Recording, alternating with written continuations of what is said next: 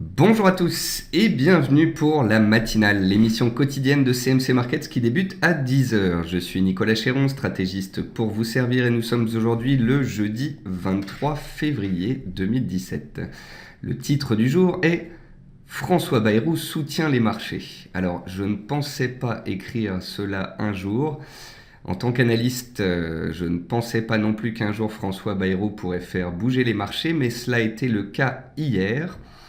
En effet, M. Bayrou a laissé entendre qu'il souhaitait former une sorte de coalition, qu'il était derrière Emmanuel Macron. Ça a fait remonter Emmanuel Macron instantanément dans les sondages, ce qui a fait reculer en quelque sorte Marine Le Pen. Et donc, d'un coup, hier après-midi, vous avez le CAC 40 qui a gagné 0,5%. Vous avez l'euro-dollar qui a gagné 0,5% et vous avez l'OAT, c'est-à-dire le 10 ans français, qui a reculé nettement. Comprenez par là que plus le spectre de Marine Le Pen s'éloigne, plus les marchés sont confiants, plus l'euro reprend de la ténacité, plus les taux français se détendent, et plus Marine Le Pen au contraire monterait dans les sondages, plus le CAC 40 serait sous pression, l'euro-dollar également, et l'OAT tendu à la hausse. Donc voilà, c'est une première, mais François Bayrou a fait bouger les marchés, il les a soutenus, nous avons des indices américains stables, des indices européens stables également, nous avons un pétrole qui se travaille sur une zone clé à 54 $ alors que nous avons les stocks de pétrole cet après-midi. C'est donc une journée clé et nous allons faire le point sur la situation. Bienvenue à tous donc pour cette émission. Je salue tous ceux qui viennent de nous rejoindre et également tous ceux qui nous regardent sur YouTube. Avant toute chose, voici un avertissement concernant le caractère purement informatif de cette présentation. Je vous invite à en prendre note. Vous pouvez utiliser les fonctions de chat et de questions-réponses en haut de votre écran pour pouvoir converser avec moi. Dans cette émission, nous verrons ensemble les dernières actualités marché, macro, actions, les statistiques économiques passées et à venir. Et bien évidemment, je répondrai à vos éventuelles questions. N'hésitez pas à les poster dès maintenant. Alors, en termes d'actualité marché, pas de grands changements.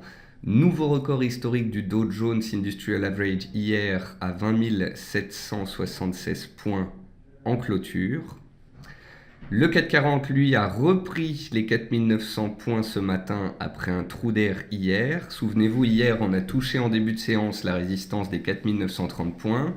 Je vous ai parlé d'euphorie et du fait qu'on était sous résistance.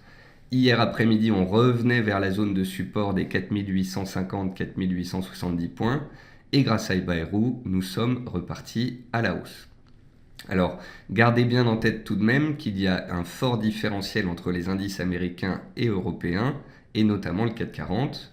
Le Dow Jones et le S&P 500 sont les indices les plus forts et les plus haussiers. Ensuite, on retrouve le DAX et ensuite, à la traîne, 3% de performance en dessous du DAX, nous retrouvons le CAC 40.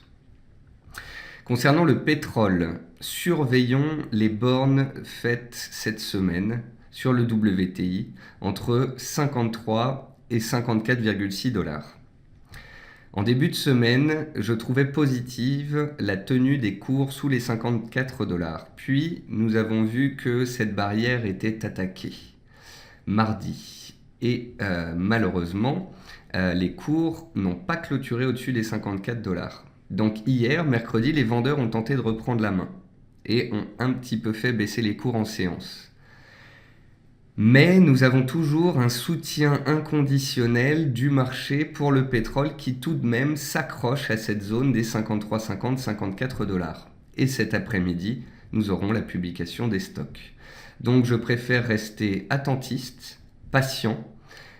Pour l'instant, on n'a pas de signal clair. On a une tentative haussière, une tentative baissière et puis on est en plein milieu. Donc ce sera quitte ou double cet après-midi sur le pétrole avec les stocks. Concernant le gaz naturel, je vous ai prévenu hier du fait qu'il approchait d'une zone de soutien de moyen terme, c'est la zone des 2,4-2,5 $. Il a fait 2,55 et il a commencé à réagir à ce support. Donc, attention, le gaz naturel qui a perdu 20% ces dernières semaines pourrait tenter de se stabiliser, voire qui sait de se retourner à la hausse, dépendamment des stocks de gaz naturel, bien évidemment. Je vous ai parlé également ces dernières séances de la paire AUD-NZD qui était passée de 1,04 à 1,0750.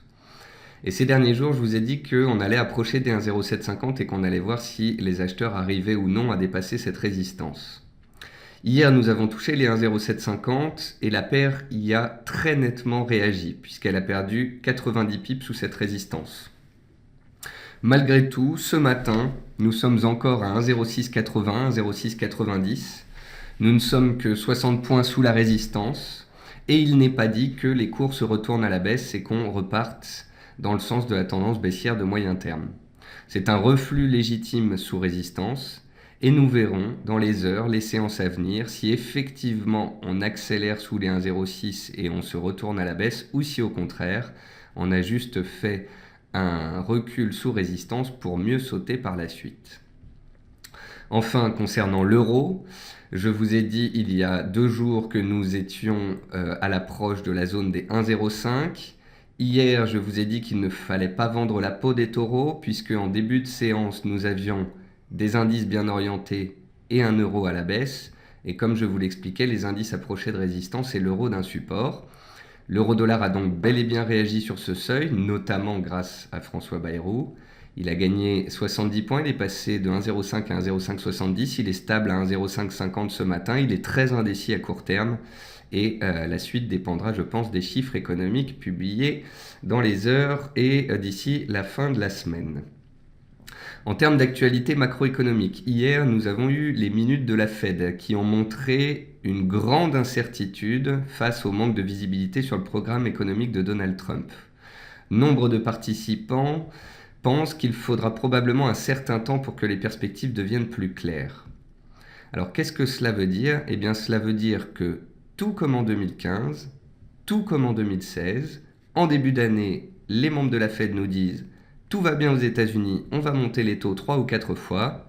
Et puis ensuite, quand il s'agit de le faire, eh bien, on botte en touche, on dit qu'on n'est pas sûr, on dit qu'on n'a pas assez de visibilité et qu'on va peut-être attendre. D'ailleurs, le marché n'a absolument pas intégré une hausse de taux en mars au vu des Fed Funds, puisque la probabilité d'une hausse de taux en mars évolue en ce moment, ces dernières séances, entre 34 et 40%. Et comme je vous l'ai expliqué en fin d'année 2016, il faut que les Fed Funds soient bien au-dessus de 60-70% et ce pendant plusieurs semaines pour que la Fed ait assez confiance dans le fait de monter les taux sans déstabiliser les marchés. Donc comprenez bien qu'il y a une rhétorique de la part de la Fed qui est de dire tout va bien, les taux vont monter, mais dans les faits, même si les chiffres sont bons, la Fed pour l'instant ne se permet pas de le faire et se donne du temps. Concernant les entreprises américaines, on notera que c'est un soutien inconditionnel au marché américain. Sur 443 entreprises américaines ont reporté leurs résultats du 4e trimestre et 328 sont ressortis au-dessus des attentes. Seuls 110 ont déçu. Donc on a encore une fois 75% des entreprises qui ont publié aux États-Unis qui font mieux que le consensus, ce qui est la moyenne historique aux États-Unis et ce qui est un chiffre très bon. En France, on est bien en dessous de cela. Enfin, côté européen, pour la première fois depuis 2013, tous les membres de l'euro ont enregistré une hausse de l'inflation, plus 1,8% des prix à la consommation en janvier 2017 par rapport à janvier 2016, note le Financial Times. C'est vrai que les chiffres d'inflation comprenant le pétrole remontent dans tous les pays de la zone euro, c'est à souligner.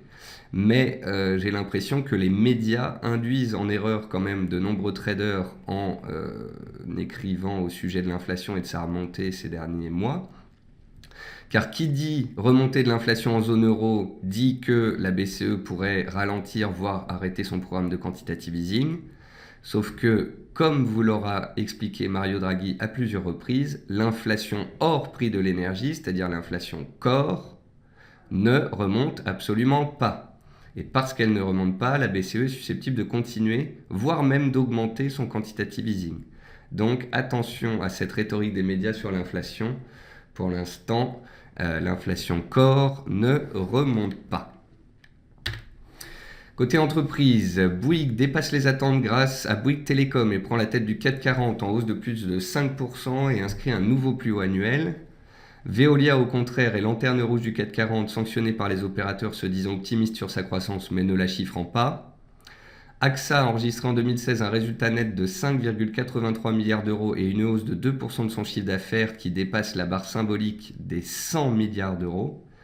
Plastic Omnium a fait état d'une croissance de 20% de son bénéfice en 2016 à 312 millions d'euros et est confiant pour 2017. Le titre est sur des records historiques.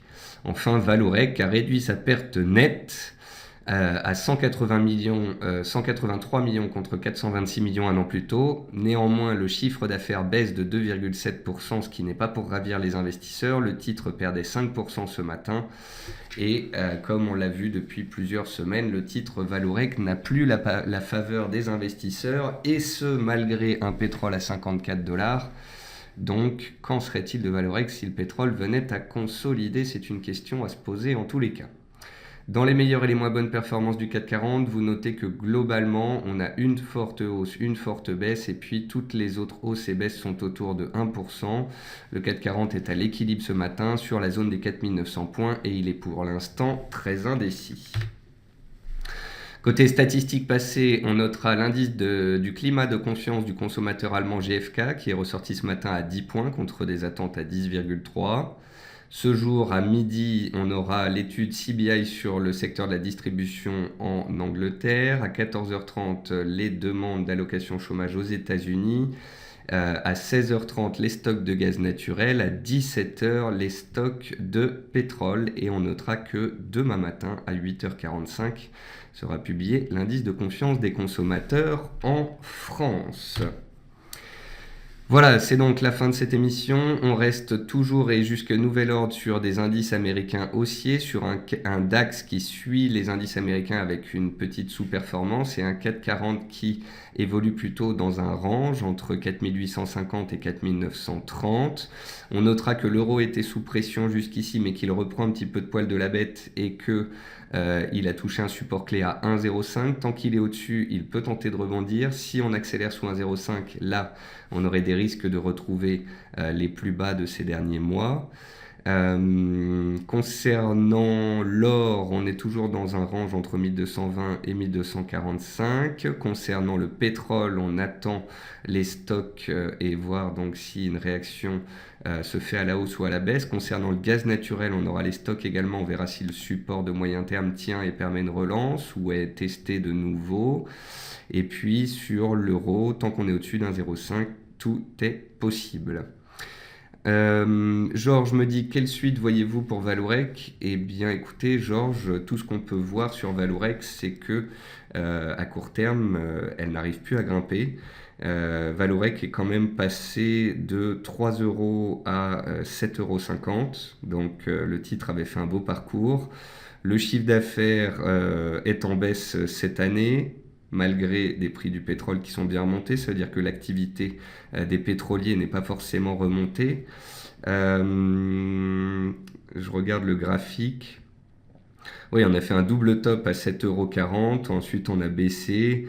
Ces dernières séances, on s'était stabilisé sur les 6,20 € qui étaient réactifs, et puis là on gape dessous. Donc très clairement, on est désormais sur Vallourec en données journalières dans une tendance baissière. La dynamique haussière qui était précédemment en place ne fait plus effet. Concernant Veolia, Pascal, en fait, on est dans un range et on est en train de revenir vers le bas du range. Donc, il ne faut pas vendre la peau du taureau avant de l'avoir tué. Veolia n'a pas ravi les investisseurs de par sa publication, mais pour autant, on ne casse pas les plus bas des dernières séances. Donc, il faut faire très attention sur Veolia, en fait, à la zone des 15 €, 15,20 €. Si on tient la zone des 15 €, 15,20 €, on est dans un range, on peut de nouveau faire une rotation dans le range et remonter vers les 16,50 €. Si au contraire la zone des 15 €, 15,20 € venait à céder, attention, la tendance baissière en place depuis déjà des mois pourrait perdurer. Enfin, pour répondre à Alan, est-ce qu'il y a une date pour Aramco, pour l'introduction en bourse du géant pétrolier d'Arabie Saoudite? Pour l'instant, je n'en ai pas. Dès que je l'aurai, je vous la signalerai. Voilà, sur ce, c'est la fin de cette émission. Je vous souhaite à tous une bonne matinée, un bon appétit, et je vous retrouve cet après-midi à 15h45 pour le quart d'heure US. Au revoir à tous.